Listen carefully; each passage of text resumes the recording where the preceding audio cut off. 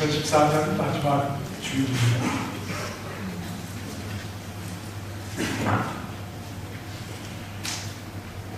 이제 2014년 한 해를 보내면서 우리 조국 대한민국에서 일어났던 일 가운데 가장 큰 사건이 뭔가 생각해보면 세월호 참사, 참 온 국민의 마음을 아프게 하고 온 나라를 우울하게 만들었던 눈물의 사건이었죠. 침몰 후에 배 안의 생존자를 찾는 일이 더뎌지면서 아직 살아있을 것이다, 이런 희망이 점점 사라져갔습니다. 그러면서 이제 아직은 살아있을 것이다 라는 마지막 희망의 끈을 놓으면서 그 유족들의 가슴 속에는 어떤 생각이 생겼느냐 하면 시신만이라도 좀 찾았으면 좋겠다, 그런 생각을 가졌지요. 이 사랑하는 사람을 잃는 것은 말로 다 표현할 수 없는 아픔입니다. 사랑하는 사람을 잃는다는 것은 너무나 견디기 힘든 고통입니다. 그 견딜 수 없는 아픔 속에서 그나마 죽은 사람의 몸이라도 내 옆에 있다면 그것은 고통 속에서도 큰 위로가 되는 겁니다. 물론 고통과 눈물이 섞인 위로겠지요. 그러나 그 시신마저 볼 수 없다면 그 허탈감이라고 하는 것은 걷잡을 수가 없는 겁니다. 죽어버린 시신이라도 옆에서 눈으로 볼 수 있을 때와 아예 시신조차도 볼 수 없다는 것은 너무나 큰 차이가 되는 거지요. 예수님의 죽음은 그분을 사랑하고 그분을 따르는 자들에게는 너무나 큰 고통이었습니다. 오늘 본문 10절 말씀에도 예수와 함께 하던 사람들이 슬퍼하며 울고 있었다. 예수님이 죽으신 뒤에 그들은 슬퍼하면서 울고 있었다. 절망적인 슬픔이었습니다. 그 가운데 오늘 본문에 나오는 몇 명의 여인들은 큰 고통과 슬픔 중에서도 작은 위로를 찾고자 했습니다. 그것은 바로 예수님의 시신을 다시 한번 가까이 가서 볼 수 있는 것. 이것이 돌아가신 예수님을 슬퍼하던 그들이 가질 수 있는 작은 위로였다는 말입니다. 금요일 오후 안식일이 시작되기 직전에 십자가에서 돌아가신 예수님의 시신이 이 아리마대 사람 요셉의 무덤에 뉘어졌습니다. 그리고 큰 돌을 굴려서 무덤 입구를 막고 돌아오는 길에 날이 어둑해지면서 이제 금요일 밤 안식일이 시작이 되었겠지요. 사랑하는 예수님을 잃은 사람들에게 예수님 없는 안식일은 어땠을까요? 안식일 되면 예수님은 회당마다 다니시면서 하나님의 말씀을 가지고 서기관들의 가르침과는 비교도 안 되는 권위 있는 말씀으로 하나님 진리의 말씀을 정확하게 가르쳐 주셨습니다. 그 가르침을 듣는 사람들은 크게 놀랄 수밖에 없었지요. 또 안식일이 되면 여러 가지 수많은 병들로 고생하고 귀신 들려 어려움 속에 있던 영혼들을 다 치유해 주시면서 안식일날 참된 안식을 누리지 못하는 영혼들을 안식의 주인이신 예수 그리스도께서 자유하게 해주신 그런 날들이었습니다. 그러나 안식일을 맞이했을 때 그 예수님을 생각은 해보지만 더 이상 그 예수님을 볼 수 없다는 것이 예수님을 사랑했던 자들에게는 큰 고통이었을 것입니다. 안식일 전날 서둘러서 예수님의 시신을 내리느라 제대로 장례 절차를 밟지 못했습니다. 급히 세마포에 싸서 예수님을 누이긴 했지만 그 몸에 향유를 바르지는 못했습니다. 유대인들이 시신에 향유를 바르는 이유는 크게 두 가지라고 합니다. 하나는 이집트 사람들과는 달리 시신이 좀 빨리 썩게 하기 위해서 향유를 바르고 그래서 빨리 흙으로 돌아가는 것이 오히려 바람직하다라고 생각했기 때문입니다. 그리고 또 하나는 시신이 건조한 유대 날씨에서 썩기 위해서는 한 1년 정도의 시간이 걸리기 때문에 시신이 썩는 동안 좀 냄새를 중화하기 위해서 향유를 발랐다고 합니다. 이제 토요일 늦은 오후 해가 지면서 안식일이 끝났습니다. 끝나자마자 여인들은 예수님 몸에 바르지 못한 그 향유를 바르기 위해서 향품을 사왔습니다. 그리고 밤을 맞이했죠. 아마 뜬 눈으로 밤을 새지 않았을까 생각을 하고요. 깊은 밤이 지나서 점점 밤의 두께가 얇아질 때 이들은 아직 날이 밝기도 전에 집에서 나와서 무덤으로 향했던 겁니다. 이미 예수님은 죽으셔서 싸늘한 죽음으로 그 차가운 무덤 속에 사흘째 아침을 맞이하게 되었지만, 그러나 가까이서 한 번 더 그 시신을 볼 수 있다면 슬픔 속에 있던 여인들은 큰 위로라고 하지 않을 수가 없겠지요. 여인들이 예수님의 시신을 찾아간 목적은 예수님의 시신에 향유를 바르면서 무엇보다도 슬픔 속에 있던 그들이 한 번 더 시신을 가까이 하면서 그 예수님의 모습을 보고 위로를 얻고자 그들은 예수님을 찾아가는 겁니다. 슬픔을 당한 그들이 얻을 수 있는 마지막 위로를 기대하면서 죽으신 예수님을 찾아가고 있었습니다. 하지만 무덤에서 그들이 기대했던 위로를 받을 수가 없었습니다. 무덤 안에는 그들이 찾던 예수님의 시신은 없었기 때문입니다. 본문 6절 말씀에서 무덤 속에 있던 흰 옷을 입은 한 청년이 그들을 향해서 이렇게 말합니다. 너희가 십자가에 못 박힌 나사렛 예수를 찾는구나. 여기에 계시지 아니하니라. 너희가 십자가에서 죽은 예수님을 찾는구나. 그러나 예수님의 시신은 더 이상 여기에 없다. 여인들이 예수님의 부활을 믿지 않았던 것은 분명합니다. 이런 새벽 예수님을 향해서 나아갔지만, 그러나 그들은 부활하신 예수님을 향해서 나아간 것이 아니라 십자가에 매달려 죽으신 예수님의 시신을 향해서 나아갔을 뿐입니다. 이 여인들이 예수님의 부활을 믿지 않았던 이유는 부활이 무엇인지를 그들은 몰랐기 때문입니다.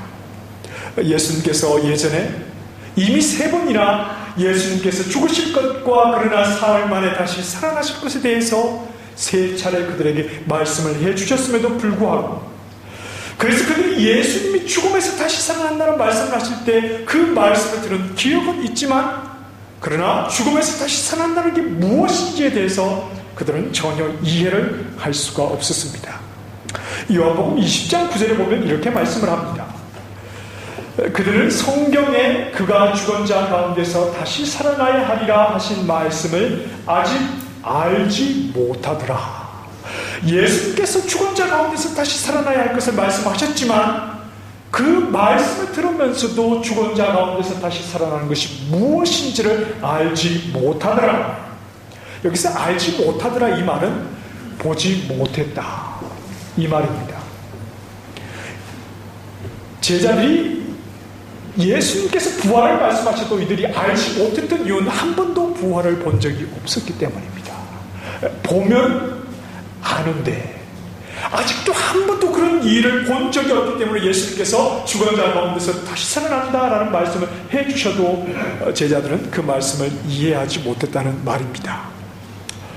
저는 요즘도 좀 신기한 것이 그 비행기가 하늘을 뜬다는 것이 이 생각을 하면 할수록 참 신기하다.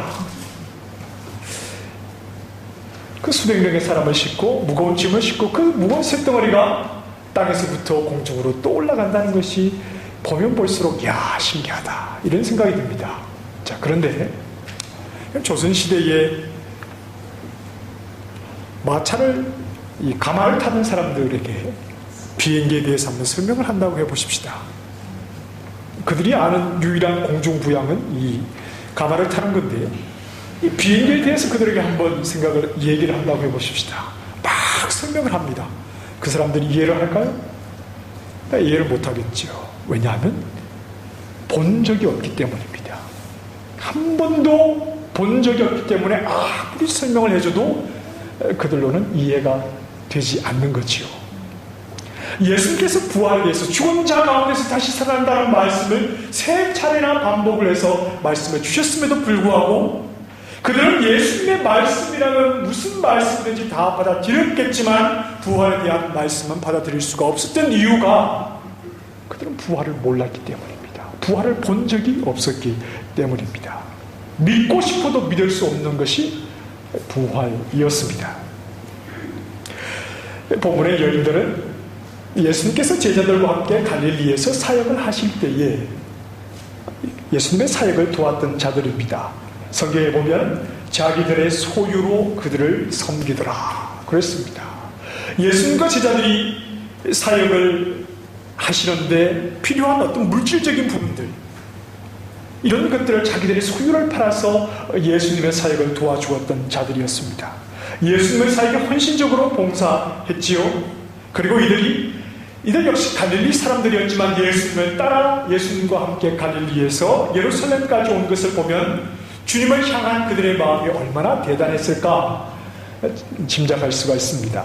특히 막달라 마리아는 7 귀신에게 붙들렸던 자신을 자유하게 해주신 그 예수님을 위해서 온 몸을 바쳐 헌신하기로 작정하였고, 예수님의 말씀이라면 모든 말씀을 스펀지처럼 다 받아들였던 그런 사람이었습니다. 그녀 역시 예수님이 부활에 대해서 말씀을 하실 때에 그 말씀을 들었을 것입니다. 그러나 그들이 무덤에서 보기 원했던 것은 예수님의 시신이었습니다. 그들이 슬픔 속에서, 예수님을 잃어버린 슬픔 속에서 단 하나 기대했던 위로는 예수님의 시신을 다시 한번 보는 것.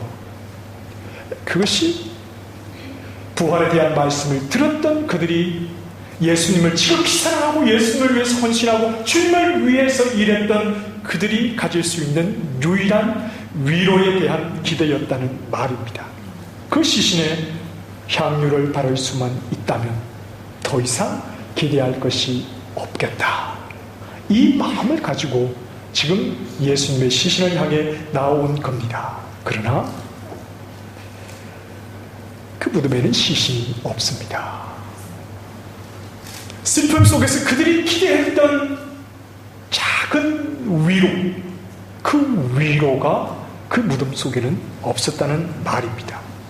왜냐하면 말씀 밖에서 위로를 기대했기 때문입니다. 그들이 예수님의 시신을 한 번이라도 더 볼 수 있다면 슬픔 속에서 큰 위로가 될 텐데 하고 예수님의 시신을 향해서 나와봤지만 예수님의 시신도 볼 수가 없었고 그들이 바라는 기대, 그 위로도 얻을 수가 없었습니다. 그 이유는 말씀 밖에서 위로를 기대했기 때문입니다. 하나님의 위로는 내가 생각했던 방식으로 오는 것이 아니었습니다. 하나님의 위로는 말씀 안에서 얻게 되는 것입니다. 예수님을 사랑했던 여인들에게 하나님이 준비해 주시는 위로는 말씀 안에 있었지요.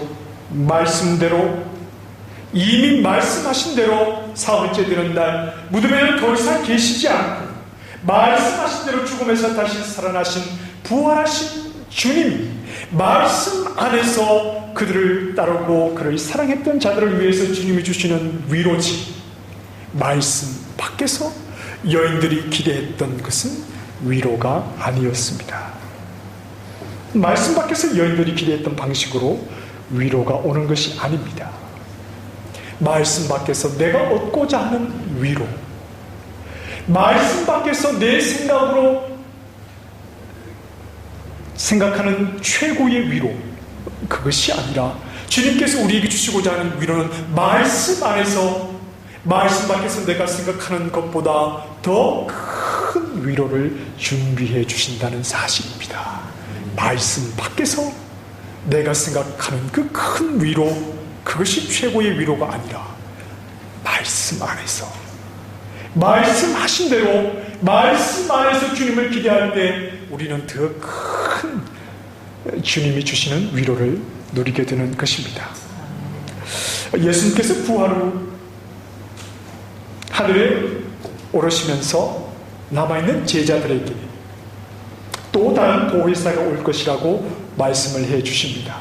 그 보혜사라는 말은 중보자 이런 뜻이기도 하면서 또 위로자 이런 뜻이기도 합니다. 성령을 가리키지요.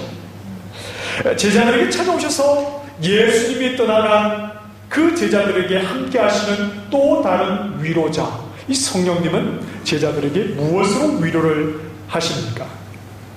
성령께서 제자들을 위로하시고 하나님의 사람들을 위로하기 위해서 오셔서 그들을 위로해 주시는 방법이 무엇입니까? 말씀입니다. 예수님의 말씀을 가지고 위로해 주시는 겁니다. 요한복음 14장 26절 말씀에 보혜사 곧 아버지께서 내 이름으로 보내실 성령 그가 너희에게 모든 것을 가르치고 내가 너희에게 말한 모든 것을 생각나게 하리라. 무엇이 우리에게 위로입니까? 말씀입니다. 말씀 안에 위로가 있고 말씀을 그대로 믿고 말씀 안에 머물면서 말씀을 기대할 때에 그 말씀하신 대로 우리에게 위로가 찾아오는 것이고 말씀 밖에서 내가 기대하는 위로 그것과는 비교도 안 되는 하나님이 주시는 놀라운 위로는 늘 말씀을 통로로 우리에게 다가온다는 사실을 기억해야 합니다. 말씀 밖에서 위로를 기대하지 말아야 합니다. 말씀 밖에서는 기대할 것이 없는 사람이 바로 믿음의 사람입니다. 말씀 밖에서는 어떤 것도 기대할 것이 없는 사람이 바로 하나님을 믿는 믿음의 사람이요 하나님이 하신 말씀이라면 아멘. 말씀 안에 머무는 자, 하나님이 하신 그 말씀을 기다리고 기대하는 자에게 말씀을 통해서 하나님은 놀라운 방법으로 위로해 주시는 분이라는 사실을 알아야 하지요. 말씀이라면 어떤 상황에서도 말씀하신 하나님을 기대하는 사람들이 바로 하나님을 믿는 믿음의 사람입니다. 아브라함이 그랬습니다. 아브라함에게 하나님 주신 위로는 다른 것이 아니었습니다. 그가 바라는 것이 아니었습니다. 하나님이 말씀하신 대로 그에게 아들을 주시면서 위로해 주셨고 야곱에게 역시 하나님 주시는 위로는 베델에서 만난 하나님께서 말씀해 주신 대로 그 말씀 안에 있을 때 그는 하나님의 위로를 받게 되었고 요셉 역시 하나님께서 꿈을 통해서 말씀해 주신 대로 그 말씀 안에 있을 때 그 역시 하나님의 위로를 받게 되었던 것입니다. 말씀대로 이루어지는 것이 위로입니다. 말씀 안에서 말씀을 기다리는 자에게 말씀대로 이루어지는 것이 바로 위로라는 사실이지요. 말씀 안에 우리의 위로가 있다는 사실을 알아야 합니다. 이번 행복캠프를 통해서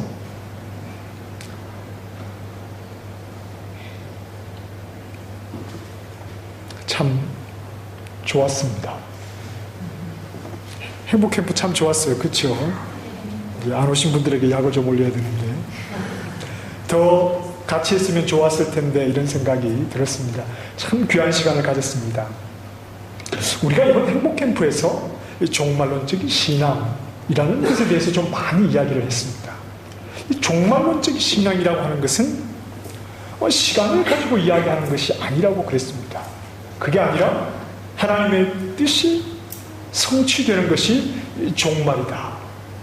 하나님이 뜻하신 것을 이루기 위해서 이 땅을 지으셨고 또 역사가 있고 하나님이 뜻하신 것이 이루어지니 다 성취되니 더 이상 이 세상이 필요가 없는 것이고 역사가 필요가 없는 것입니다.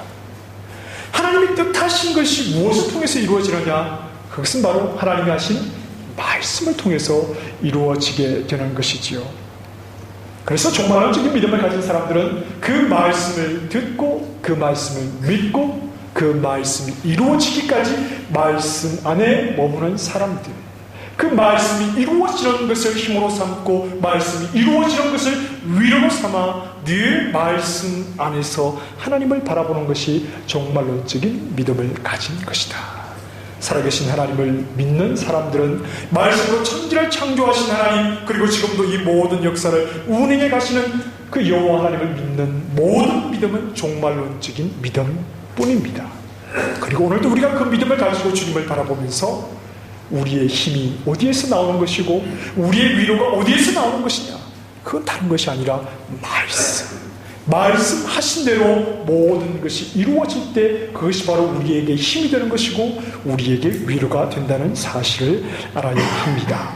믿음의 사람들은 다른 것보다 이루어지는 말씀 속에서 위로를 얻는 사람이라는 것을 알아야 하는 겁니다. 자, 무덤에 있던 한 청년이 다른 복음서에는 사람의 모습을 한 천사라고 설명을 해줍니다. 여인들을 향해서 이렇게 말합니다. 6절 말씀에 놀라지 말라. 여인들이 놀란 이유는 무엇일까요? 여인들이 놀란 이유는 말씀을 기대하지 않았기 때문입니다. 예수님이 하셨던 말씀과는 전혀 다른 생각을 가지고 지금 이 자리에 나왔기 때문이죠. 부활을 말씀하신 예수님과 달리 그들은 부활하지 않은 예수님을 기대하고 예수님의 시신을 보기 위해서 왔기 때문에 시신이 없는 자리를 보고 그들은 놀랄 수밖에 없었던 것입니다. 8절 말씀에 보면 여자들이 무덤에서 도망하고 무서워하였다라고 말했습니다. 무서워하였다, 두려워하였다, 이런 말입니다. 이 단어는 마가복음에서도 여러 차례 등장하는데 이것은 다 예수님에 대한 불신을 나타낼 때 사용되던 표현들이었습니다. 여인들이 무서워했다, 두려워했다, 이 말은 여전히 예수님의 부활을 믿지 않고 있었다, 이런 말입니다. 자, 마가복음 4장에 보면 예수님께서 배에서 주무실 때 큰 풍랑이 일어나죠. 그리고 배 안에 물이 잠겨서 배가 점점 가라앉습니다. 그때 예수님께서 바람을 꾸짖으시죠. 바다가 아주 잔잔해졌다 그랬습니다. 이 광경을 보고 제자들의 반응은 어떻게 나타났습니까? 무서워했다, 두려워했다. 예수님께서 말씀합니다. 어찌하여 이렇게 무서워하느냐? 너희가 어찌 믿음이 없느냐? 제자들이 무서워했던 것은 예수님에 대한 믿음 없는 불신앙의 모습이었습니다. 마가복음 6장 역시 500여의 놀라운 기적을 경험한 제자들이 배를 타고 이제 베세다를 향해서 나아갑니다. 그때 예수님께서 물 위로 걸어오실 때 제자들은 두려워서 소리를 지릅니다. 예수님께서 배에 오르시자 심하게 불어오던 바람이 멈추는 것을 보고 마음에 심히 놀라니 그 이유를 그 마음이 둔하여졌기 때문이다. 이 역시 믿음의 사람다운 모습이 아니라는 것입니다. 마가복음 9장에서 변화산에서 예수님이 변화된 놀라운 모습을 보고 역시 그들도 몹시 두려워함으로 예루살렘으로 향하는 길에서 십자가 죽음과 부활을 말씀하실 때도 제자들은 그 말씀을 들으면서 놀라고 두려워했다.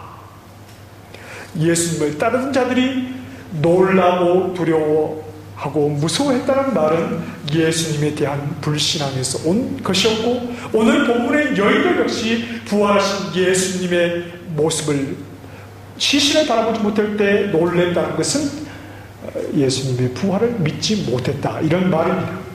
자, 그들은 주님을 따르던 사람들이었습니다. 여인들에게는 주님을 사랑하는 마음이 있었지요. 주님을 향한 열정도, 주님을 위해서라면 자신들의 소유까지 팔아서 주님의 사역을 도왔던 훌륭한 사람들이었습니다. 그러나 그들의 한계는 여기까지였습니다. 어찌하여 살아있는 자를 죽은 자 가운데서 찾느냐? 그러나 너희들은 죽은 자들 가운데서 죽은 자밖에는 찾을 수 없었던 것, 이것이 바로 그들의 한계였다는 말입니다.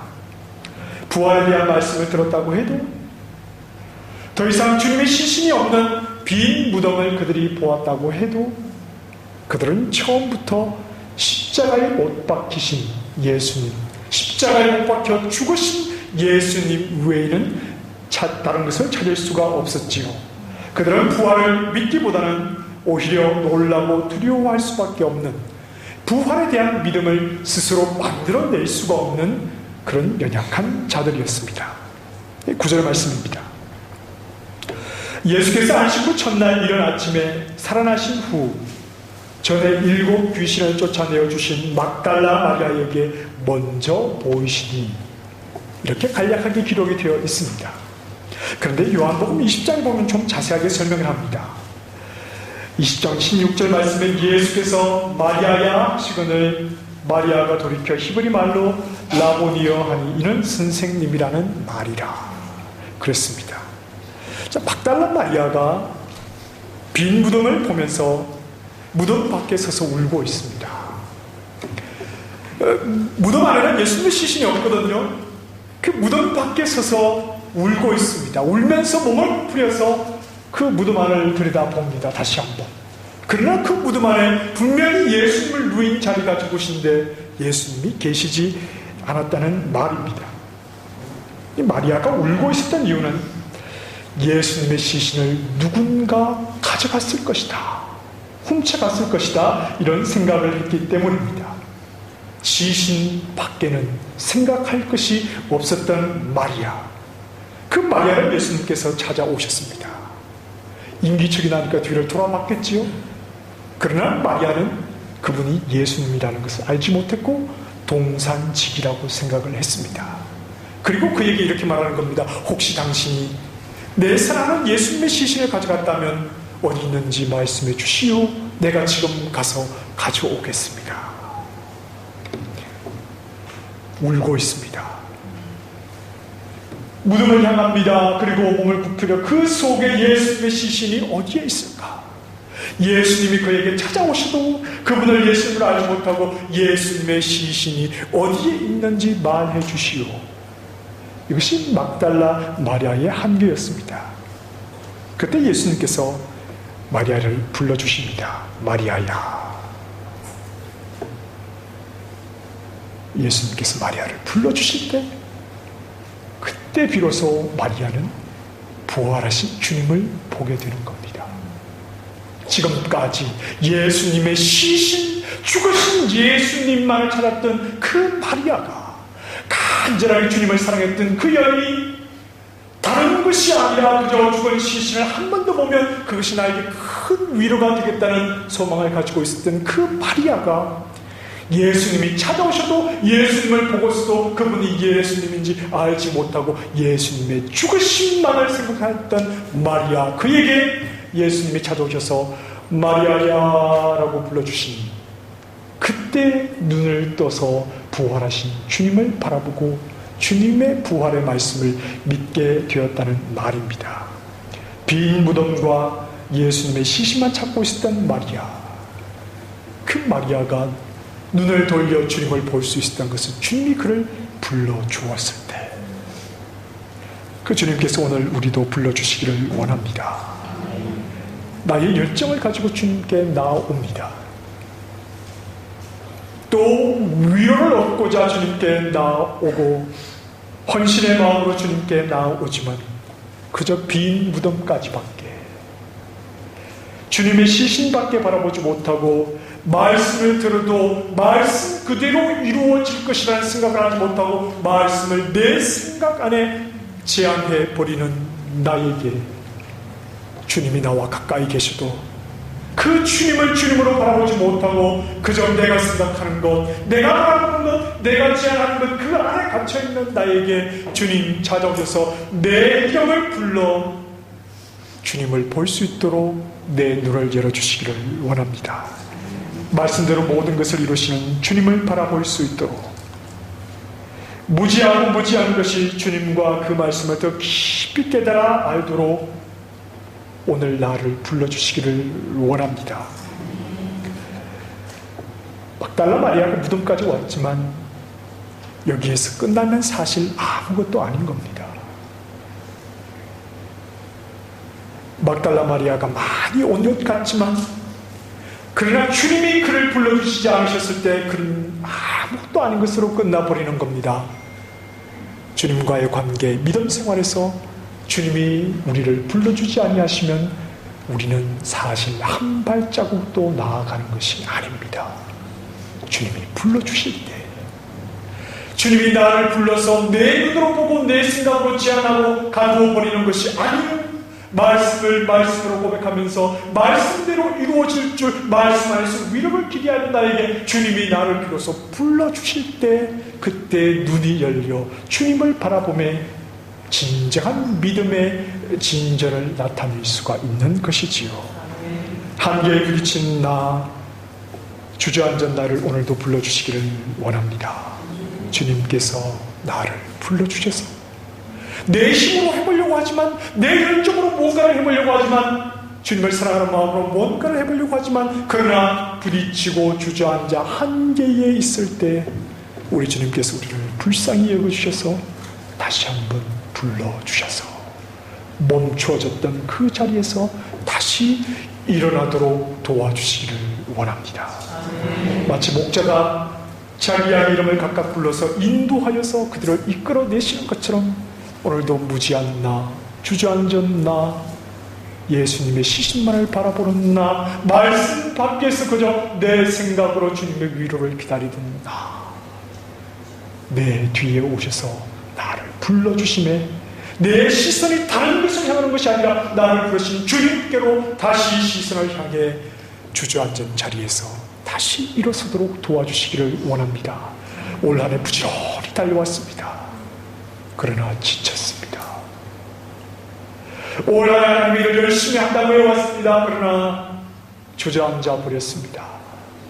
올 한 해 열심히 일하면서 힘차게 살아보려고 했지만 몸이 연약하고 하는 일들이 마음대로 안 되고 여러 가지 크고 작은 어려움으로 그저 주저앉아 말씀을 들어도 말씀을 기대하지 못하는 나, 한계에 부딪힌 나, 주님 이 시간에 다시 불러주시기를 원합니다.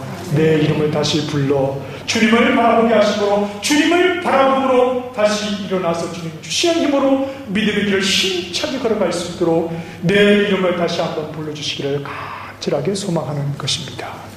주님을 바라보십시다. 나와 가까이 계셔서 나를 불러주시는 그 주님을 바라보고 지쳐있는 자리, 주저앉은 자리에서 다시 한번 일어나 주님이 인도하시는 대로 힘차게 믿음의 길을 걸어가실 수 있기를 간절하게 소망합니다. 늘 말씀 안에서 우리와 동행하시고 우리를 이끄시는 그 주님을 바라보면서 주님이 주시는 위로와 주님이 주시는 힘으로 믿음의 길을 힘차게 달려가는 능력 있는 주의 종들이 다 되시기를 주님의 이름으로 축원합니다. 기도하겠습니다.